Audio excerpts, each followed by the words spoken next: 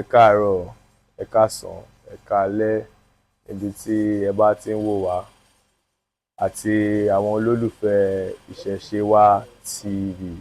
Bá a introduce ara yín. Ok, ẹ ṣé olóòtú. Orúkọ tèmi ni Ààrẹ Adémọ́lá Ọlọ́fìjánà Ikúmápayẹ lẹ́ẹ̀kejì tí mo jẹ́ Ààrẹ Ọba Ògbóni Ìṣẹ̀dálẹ̀. Kábíyèsí o. Àwọn fans wa máa ń béèrè pé ṣé babaláwo ni ẹ?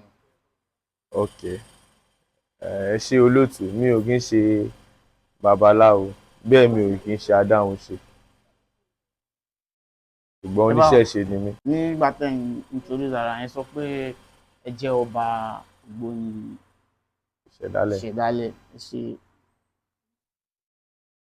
Ó máa ń rú àwọn èèyàn lójú pé báwo ni ọ̀dọ́ bíi ti yín báyìí ṣe wá jẹ́ ọba Ògbóni Ìṣẹ̀dálẹ̀. Because nǹkan tá a máa ń rí ni pé àwọn àgbàlagbà náà máa ń ṣe ìṣẹ̀ṣe, bọ̀ bírú ẹ̀yin àtàwọn bíi ti yín báyìí ṣe ń wọnú ìṣẹ̀ṣe ó ń wú wa lórí. Bọ̀ pé bí ọ̀dọ́ bíi ti yín báyìí jẹ́ ọba Ògbóni Ìṣẹ̀dálẹ̀. Answer mi wà very simple sí ọ̀rọ̀ yẹn. Orí ló wí, ilẹ̀ ló hùn. So ṣókí lọbẹ̀ oge. Ẹ máa ní láti yànnàná ẹ̀ tánṣó. Nípa bí answer yẹn ṣe lọ tánṣó yẹn lè ṣe ní orí ló wí, ilẹ̀ ló hùn. A ní lè gbà bẹ́ẹ̀, ẹ bá wa. Kí ni nǹkan tẹ fẹ́ mọ̀ nípa ẹ̀? Question yẹn ni pé. Question yín brief, so answer náà tí mo fún yín brief, so nǹkan tẹ bá fẹ́ mọ̀ nípa ẹ̀ ni kẹ́ bi mí. Ṣé wọ́n bí yín sí inú ẹ̀yìn àbí ṣé àjogúnbá ni mo mí pé ṣán bí yín sínú ẹ̀yìn? Àbí ẹ̀yin lẹ́kàn gbéra yín pé ní ìwú mi, so pé bí tẹ̀sí ń lọ ipò yẹn wá tọ́ sí yín. Ok, bí àwọn Ògbóni ṣe wà yẹn, wọ́n bí mi sí ni. Bí àwọn èèyàn ṣe ń lajú pé wọ́n ń lọ sí mọ́ṣáláṣí, wọ́n ń lọ sí ṣọ́ọ̀ṣì, bẹ́ẹ̀ náà ni mo ṣe lajú tí mo ṣe gbọ́n bá àwo Ògbóni. Ẹ ṣe gbọ̀ngàn. Àwọn èèyàn máa ń wò pé Ògbóni pọ̀ lóríṣiríṣi. Ṣé bẹ́ẹ̀ ló ṣe àbí àwọn kan wà tó yẹ pé wọn kì í ṣe, wọn kàn jẹ́ orúkọ yẹn? Ok, màá ní bẹ́ẹ̀ ni, màá dẹ̀ ní bẹ́ẹ̀ kọ́. Ṣé kí n láyé yín? Ẹ láyé wa. Màá ní bẹ́ẹ̀ ni, màá dẹ̀ ní bẹ́ẹ̀ kọ́. Ṣùgbọ́n ẹ máa gbà mí láyè láti fi àwọn ẹlẹ́sìn mi ṣe example. Ṣé understand ni? Ògbóni bó ṣe wà yẹn ẹyọ kan ni.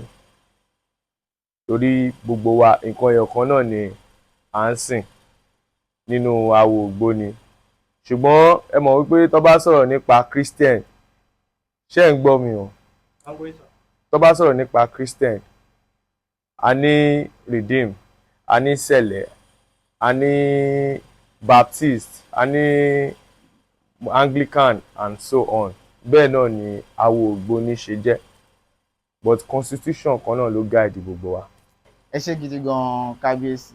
Gẹ́gẹ́ bẹ́ẹ̀ sọ pé ẹ ṣàlàyé fún wa sí, so àwọn olólùfẹ́ wa máa fi mọ̀ èyí tí ó jẹ́ títí wa. ẹ̀yin jẹ́ ọba níbẹ̀.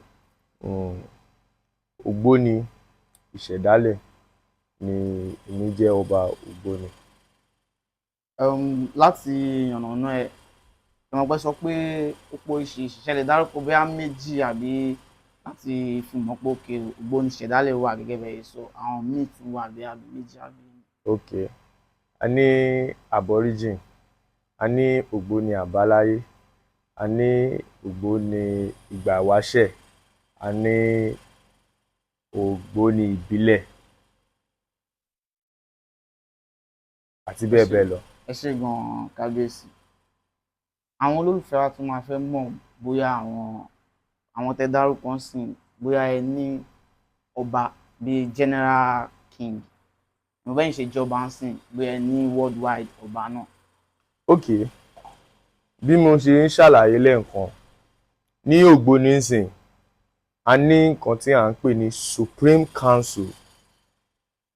Ní Supreme Council yẹn gbogbo ọba Ògbóni ni ó ń ṣe Supreme Council yẹn. So a ní èèyàn bíi president, ó dàbí CAN, Christian Association of Nigeria, bó ṣe wà Ògbóni náà ní títí wọn, bí àwọn Muslim náà ṣe ní bẹ́ẹ̀ náà ni ó ṣe wà ní Ògbóni. ẹ ṣé gan kábíyèsí pẹ̀lú bẹ́ẹ̀ yànnàná ẹ̀. àwọn olólùfẹ́ wa tún máa fẹ́ mọ̀ bóyá báwọn èèyàn ṣe máa ń rí Ògbóni pé ẹgbẹ́ òkùnkùn ni o, ẹgbẹ́ báyìí ṣé ẹgbẹ́ òkùnkùn ni Ògbóni àbí ẹ̀yin Ológbòní lẹ ń jẹ́ kí àwọn èèyàn máa rí bẹ́ẹ̀? ṣe mọ̀ pé àwọn kan wà tó jẹ́ pé wọ́n máa wò pé kíní yìí o láti fi já àwọn tó ń ṣara wa láyà, wọ́n fi lè mọ bí kíní ṣe ní kìmí tó, àbí kò kí ń ṣe ẹgbẹ́ òkùnkùn. Bá yànnàná ẹ̀ torí question yẹn àwọn èèyàn máa ń béèrè gan. Kódà àwọn míì máa ń sọ pé tí èèyàn bá ti ṣògbóni, tí èèyàn bá ti kú báyìí, bí wọ́n máa gé nǹkan kan àbí kíní. Ní ara ẹ̀. Ok, ẹ ṣé olóòtú. Awo Ògbóni kò kí ń ṣe awo ẹgbẹ́ òkùnkùn, yálà ni kò kí ń ṣe ẹgbẹ́ tí wọ́n ń yọ páàtì ara àbí tí wọ́n ń yọ ọkàn. Ìbéèrè yín lákọ̀ọ́kọ́ ẹ ní ṣé ẹgbẹ́ òkùnkùn ni awo Ògbóni, ẹ jẹ́ kí n dáhùn sí yẹn. Ògbóni ò kí ń ṣe ẹgbẹ́ òkùnkùn, ṣùgbọ́n ẹgbẹ́ àgbà ni. Ẹgbẹ́ àwọn àgbà òun ni awo Ògbóni. Kò dẹ̀ sí ibi tí ó ti wà nínú àkọsílẹ̀ àbí constitution tó guide nínú Ògbóni wípé tí anybody bá kú, ìyẹn tí a mọ̀ sí pé ó ṣósùn, pé kí wọ́n yọ páàtì ẹ̀. Tí wọ́n bá yọ páàtì bàbá tèmi, mi ò ní bá wọn ṣe. ẹ ṣé gan kábíyèsí. àwọn olólùfẹ́ wa tún máa fẹ́ mọ̀ torí a máa ń gbọ́ pé àwọn olówó tán ti tó tán àbí tán ní connection nìkan náà máa ń ṣe Ògbóni, pé kò sí fún àwọn àgbẹ̀mẹ̀kúnnù Ọlọ́run báyìí. Bí mo ṣe ti sọ lẹ́ẹ̀kan, awo Ògbóni ó dàbí ẹ̀sìn ni fún àwọn oníṣẹ̀ṣe láparapọ̀. Nínú Ògbóni a ní eléégún, onígunukó wà ńbẹ̀, onífá wà ńbẹ̀, ọlọ́ṣun wà ńbẹ̀, alárágbó wà ńbẹ̀. Gbogbo ẹ̀yà ìṣẹ̀ṣe pátápátá ló wà nínú awo Ògbóni. Ó dàbí bọ́dì láti unite gbogbo wọn papọ̀ láti worship nǹkan ẹ̀kan. àwọn olólùfẹ́ wa tán ní ìfẹ́ sí láti ṣe ẹgbẹ́ Ògbóni pẹ̀lú bírú àwọn ọ̀dọ́ àtàwọn àgbàlagbà tó fẹ́ ṣe, wọ́n máa fẹ́ mọ̀ bọ́n ṣe lè darapọ̀ mọ́ yín àbí kí ní bá ṣe lè darapọ̀ mọ́ yín. Àti darapọ̀ mọ́ awo Ògbóni kò ń ṣe nǹkan tí ó le,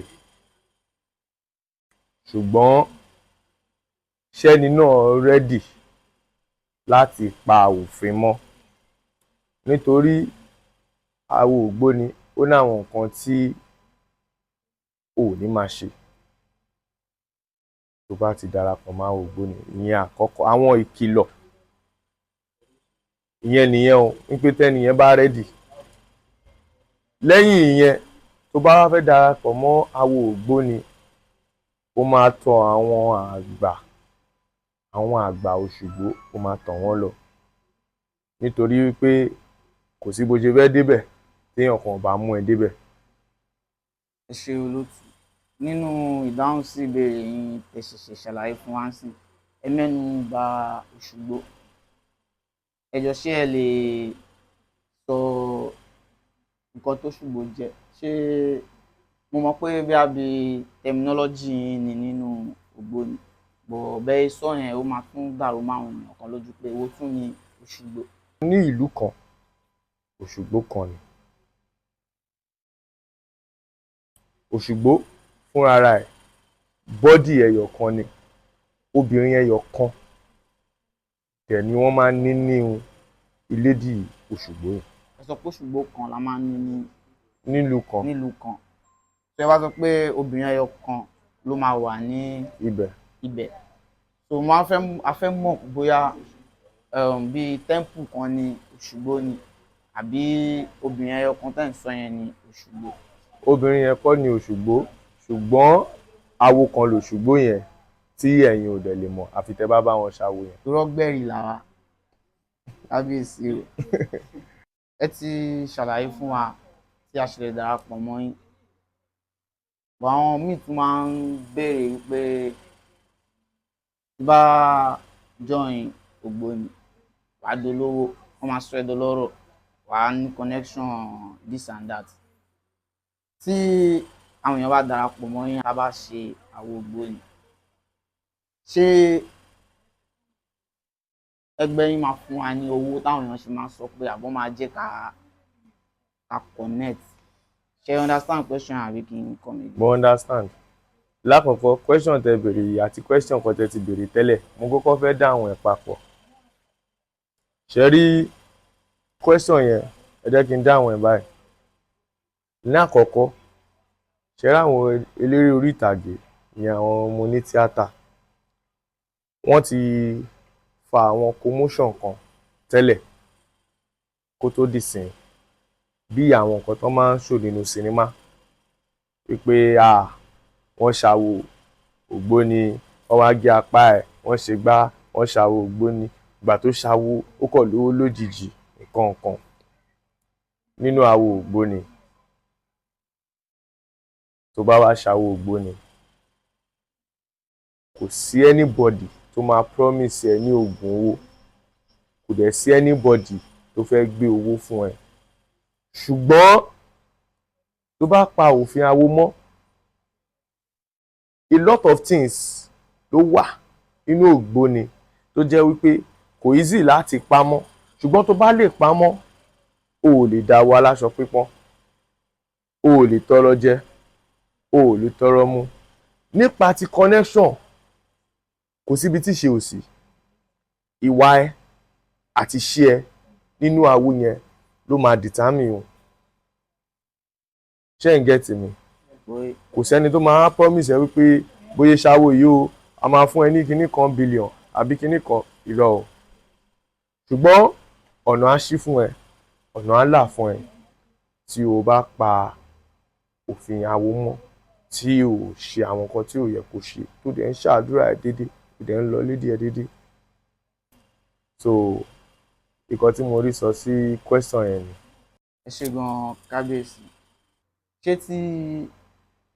téèyàn bá darapọ̀ mọ́ yín ṣé ó lè sọ pé mi ì ṣe mọ́ o àbí kò possible? Ṣé rí question tẹ béèrè yẹn ó máa le díẹ̀ o, nítorí àwọn answer ẹ̀ kò ń ṣe àwọn nǹkan tí mo lè sọ lórí afẹ́fẹ́. Ṣùgbọ́n èèyàn kì í tẹsẹ̀ bọ́nú omi kó kígbe òtútù. So in as much wípé wọn force ẹ kó wá ṣe awo yẹn àti sọ pé ò ṣe mọ́ ó máa le díẹ̀, nítorí ó máa follow àwọn procedure kan kó tó di awo. So kí ló ń wò nígbà tó follow gbogbo procedure yìí láti ṣe awo yìí ó wá ní ò ṣe mọ́? Ìyẹn dẹ̀ kù sọ́wọ́ wa àti àwọn tó fi ẹ́ ṣàwo. Ẹ ṣé gan kábíyèsí. Kábíyèsí ṣé ó ní particular age téèyàn gbọ́dọ̀ dé? Torí a máa ń gbọ́ pé ẹni tí ò bá ti pé 20 kinní kan, ẹni tí ò bá ti pé 30 kinní kan, ẹni tí ò bá pé 40 kinní kan lè darapọ̀ mọ́ ògbóni. Okay. Answer question yẹn ó pín sí ọ̀nà méjì.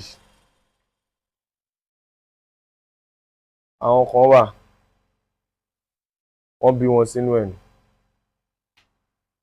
àwọn kan wà àyáwọ̀ ni wọ́n. Àwọn tó bí sínú ẹ̀ yẹn wọ́n bá bí ẹ lénìí ó ní bó ṣe lè ṣòro fún ẹ kò dẹ̀ máa da ògbó ni. Wọ́n lè ní sùúrù kó dàgbà díẹ̀ kan tó ṣe. Ṣùgbọ́n àwọn nǹkan tẹ́ ń gbọ́ yìí ó ní àwọn nǹkan tó bí tó fi ń sọ wípé òkè o kéèyàn pé èèyàn Dubai àbí kí èèyàn ní àwọn kan báyìí kó tó ṣàwo, nítorí àwọn kọ̀ọ̀kan tí ó ti ṣẹlẹ̀ sẹ́yìn, bíi wípé èèyàn máa lóun fẹ́ ṣàwo ńsìn, wọ́n ní láti investigate ẹ̀, ibo ló ń gbé, iṣẹ́ wo ló ń ṣe, báwo ló ṣe ń ṣe ládùúgbò. Irú àwọn kan bẹ́ẹ̀ òun ló bring adjustment of the constitution of Ògbóni, nítorí àwọn ọ̀jọ̀gbọ́n náà wà nínú àwo yìí. So nǹkan tó bí question tí ẹ béèrè yẹn ni. so Really down ẹ ti rí lè dáhùn pé ṣé ó ní particular age. ní àwo Ògbóni kò sí particular age, in as much wípé o ní kò sí bóyá fẹ́ ṣàwo o máa ní guardian,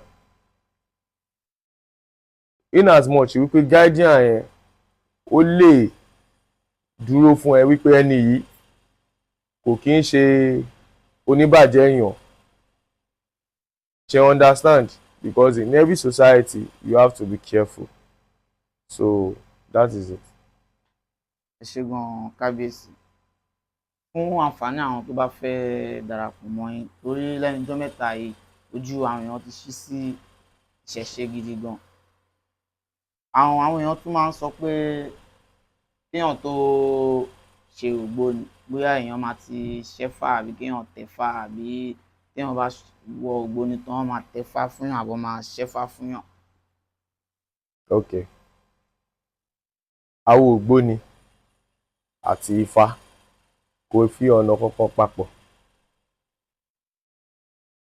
Téèyàn bá fẹ́ wọ gbódù á ṣe orò ọjọ́ mẹ́ta ẹ̀ ó máa pé. Tó bá dẹ̀ fẹ́ ṣàwo wọ́n máa tẹ̀ ẹ́ ní àwo nínú ilédì, so kò fi kankan jọra wọn.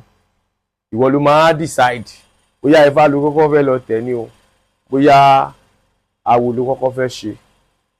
So kò sí tó ń contradict ara ẹ̀ ń bẹ̀. ẹ ṣé gan kábíyèsí bí ẹ ṣe ní, àbí kí n sọ pé ṣé ibi báyìí nìkan àbí Lagos State nìkan lẹ ní temple àbí branch sí, torí àwọn míì tí hàn sí lẹ́kọ̀ọ́ tó bá fẹ́ darapọ̀ wọ́n máa wò pé gbàtẹ́ni èèyàn máa lọ ilé dìdèdè wọ́n máa wò pé ṣé máa travel àbí àwọn dá kíní wà níbì kan bí alternative tí èèyàn lè lọ. Okay, a very good question ni. Ìdí tí mo ṣe ń lo àwọn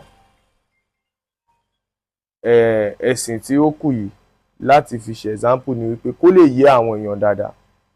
Nígbà tẹ́ béèrè question nípa Ògbóni mélòó ló wà, mo dárúkọ àwọn kan.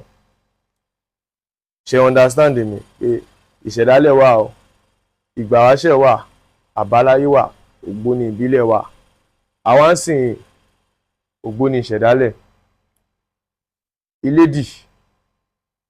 Ilédì dàbí church ibi tó ti ń worship.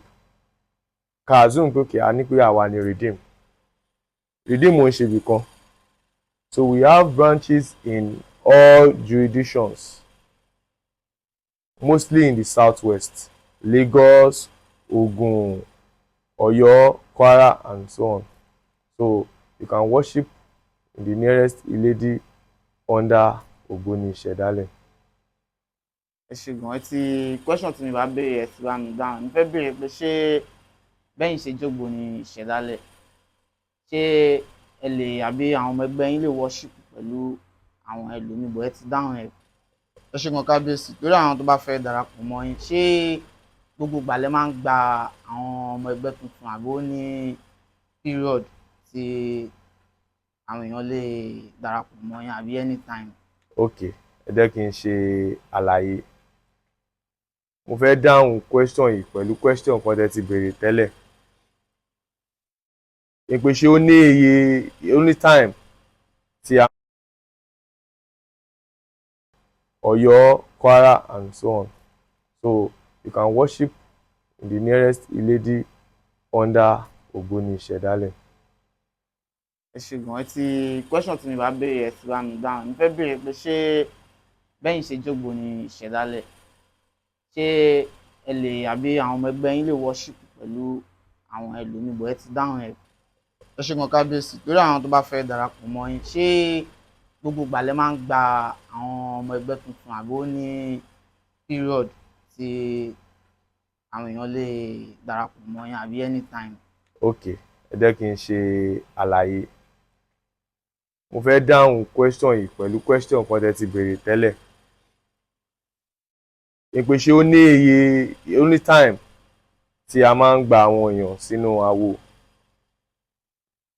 Kò ń ṣe pé kò ní time, mi ò dẹ̀ ní sọ pé time báyìí wà, but procedures àti steps la máa ń follow. Bí irú bẹ́ẹ̀ ṣe sọ wípé èèyàn kan sọ pé òun bóyá ó ṣàwo wá ní pé òun ò ṣe mọ́. To avoid something like that, a ní form tó bá kọ́kọ́ present ara ẹ pé kí o fẹ́ ṣàwo, we have constitution, we can send it to you, you read and understand. Wàá kà ní English, wàá kà ní Yorùbá, tí ó bá ti wá yé ẹ wàá wá gba form. So wàá wá through a ní àwọn ìpẹ̀kun oyè olúwo àbíyè àpènà who is going to be like your guardian. So a dẹ̀ ní àwọn kan tí wọ́n jẹ́ bí ìgbìmọ̀ tó máa carry out àwọn primary assignment láti investigate irú ẹni náà, irú iṣẹ́ wo ló ń ṣe, ṣé kò kí ń ṣe gbọ́mọgbọ́mọ, ṣé kò ní bad record ládùúgbò, do you understand? So after all those procedures, initiation can proceed. So initiation is last thing. tó ká gbà pé tí èèyàn bá fẹ́ darapọ̀ mọ́ yín báyìí, ẹ bá ti sẹ́yìn fọmi àbí kí sọ pé kò ní pé táìmù báyìí bí la máa admit àwọn èèyàn àbí. No, gbogbo ṣe school ní admission time. ẹ ṣe gan, ẹ kú bẹ́ẹ̀ gbà wá lálejò, ẹ kú àlejò wa. Ẹ ṣe gan. àwọn afẹ́ ní kẹ́ bá gba àwọn èèyàn níyànjú, àwọn tó bá fẹ́ join àbí báwọn èèyàn ṣe máa ń portray Ògbóni pé kò rí bẹ́ẹ̀ o, ṣe understand question? Mi ò need láti convince wọn jù, with the little thing tí a ti jọ dialogue ń bí báyìí, èèyàn tó bá jókòó tó bá rò ó máa understand better. Ìṣẹ̀ṣe náà dẹ̀ ni àgbà, ohun tá a dáyé bá òun ni ìṣẹ̀ṣe. So kò dẹ̀ sí ibi tí ìṣe ò sí, bóyá àwọn èèyàn burúkú wọ́n ti bà èèyàn rere jẹ́. Tèmi bá gbọ́ nǹkan nípa àwọn kan, I do my primary assignment so that màá lè mọ̀ nípa kíní ẹ̀. Gbogbo wa lẹ́lẹ́ṣẹ̀, a kò sẹ̀lẹ́tì ẹ̀ṣẹ̀ wa ni, eléyìí sẹ̀lẹ́tì ẹ̀ṣẹ̀ tó fẹ́ máa ṣẹ̀ eléyìí. So ìwọ ti sẹ̀lẹ́tì ẹ̀ṣẹ̀ tó fẹ́ máa ṣẹ̀, wàá wá máa jọ́ọ̀jì ẹlòmíì tó ń dá ẹ̀ṣẹ̀ míì. Ṣé get the point mi? So àdúrà gbogbo wa máa gbà, ojú òde ní tiwa. ẹ ṣe gan kábíyèsí.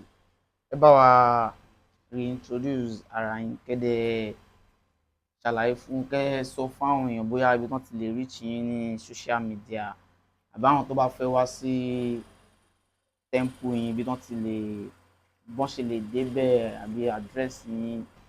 Lẹ́ẹ̀kan sí, orúkọ mi ni Ààrẹ Adémọ́lá Ọlọ́fìjánà Ikúmápáyẹ lẹ́ẹ̀kejì, tí mo jẹ́ ààrẹ ọba Ògbóni Ìṣẹ̀dálẹ̀. Ẹ̀yin tí ẹ bá fẹ́ reach wa, ẹ lè send email sí wa.